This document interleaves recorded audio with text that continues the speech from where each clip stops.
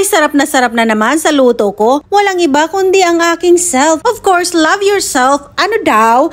Basta siya. Unang ginawa ko, nagsayang ako ng Japanese rice. May instruction naman kaya madali pong sundan. Pagkasaing, pinalamig ko lang ng bahagya at nilipat ko na sa bowl. Naglagay lang ako ng konting asin at maglagay din ako ng rice vinegar. Kung wala kayong rice vinegar, kahit anong klaseng vinegar, go na yan. Pagdating sa measurement, kutob-kutob na lang yan. Depende yan sa pag-achieve natin sa asim na gusto natin. Paunti-unti lang para ma-achieve natin ang tama. At maglagay din tayo ng sesame oil. Yes, ang sesame oil nagpapasarap lalo sa ating sushi. Halo-haloin at tikim-tikim na rin dyan para malaman mo kung may kailangan pa bang i-adjust. Speaking of adjustment, yan na nga, nag-add na naman ako ng rice vinegar dahil kulang pa sa asim para sa akin. At maglalagay na rin ako ng sesame seeds na toasted. Optional lamang yan. Pero mga Zay, I highly recommend sa paglalagay ng sesame seeds para ma-experience nyo talaga ang kakaibang sarap ng sushi bake. Ngayon naman sa separate bowl, magmimix tayo ng Japanese mayo or normal mayo. Okay po yan. All-purpose cream.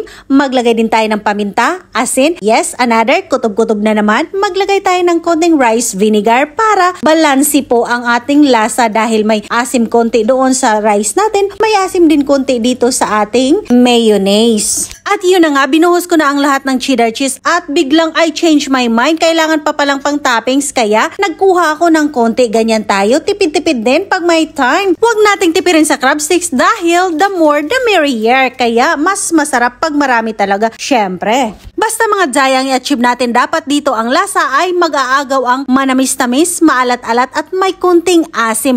Pagbandingin lang natin sila together para magiging close sila sa isa't isa. At yung natira nating crab stick, yan po ang pang-toppings natin mamaya. Para sa tamis, ang magre-representa dyan ay walang iba kundi si Miss Mango. Ang mangga natin ang magdala ng tamis sa ating sushi. Kailangan talaga matamis na matamis. Mukha lang siyang nagulat pero in fairness, sobrang tamis ang manggang yan. Hiwain lang natin according sa size at shape na gusto natin. At may aaminin ako mga Zay, first time kong gumamit ng baso sa pagkakayod ng mangga. Diyos ko po, sa tagal-tagal ko na sa mundong ibabaw, first time ko talaga itong ginawa sa buong buhay ko. At confirm, mas madali nga ang trabaho pag ginamitan ng baso. Pagkatapos niyan, mag-assemble na tayo. Una, ipalitada natin o patagin lang natin ang kanin natin. Pagkatapos, ang mayo mixture natin at iba pa nating toppings. Parang nagagawa lang tayo ng mango float. Layering po ang mangyayari dito. Pwede kayong maglagay ng avocado or cucumber dito. Pero kasi napansin ko pag naglagay ng avocado, mapait-pait siya pag na-bake na. At yung ano naman, cucumber, nagtutubig. Kaya ang swak dito para sa akin, para dry ang ating baked sushi, mangga lang talaga. Magiging creative lang tayo. Gaya niyan, nilagyan ko po ng nori or seaweeds para mas lasap na lasap talaga natin ang bawat kagat. O, di ba? May ganun. And repeat the process until matapos. But sa pinaka-top, doon natin bunggahan para mas maganda ang presentation. Yes, the presentation is a must talaga. Dahil ang unang kakain ay ating mga mata.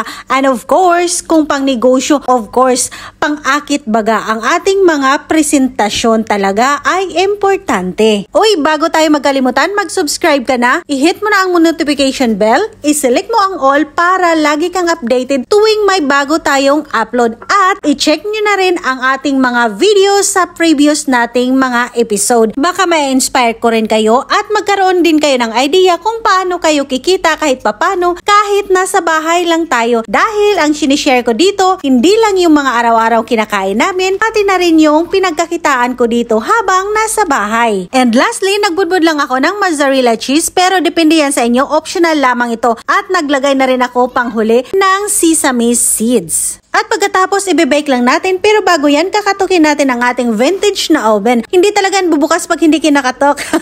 At binake ko ng around 25 minutes at pinalamig ng konti and ready to serve. Mga Zay, maganda pag pinalamig ang ating baked sushi para mag-set talaga at maganda po ang hiwa or ang pagkuha natin tuwing nagre-wrap tayo ng ating seaweeds. Pero depende yan sa inyo pag lantakan nyo na ng mainit. Depende yan hot or cold. Basta baked sushi yan. Ayan, gawa ka na rin para mapasayaw ka rin gaya ko. Ayun. Bago magkalimutan, huwag kalimutang mag-subscribe, mag-share at mag-comment. Maraming salamat hanggang sa muli. Maraming salamat sa panonood.